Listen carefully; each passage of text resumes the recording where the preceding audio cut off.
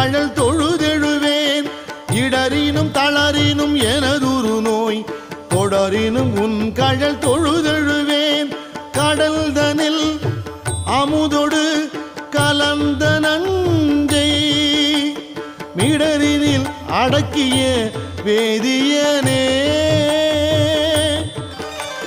மிடரினில் அடக்கிய வேதியனே. இதுவோ எமை ஆளுமாறு ஈவதொன்றெமக்கு இல்லையேன்.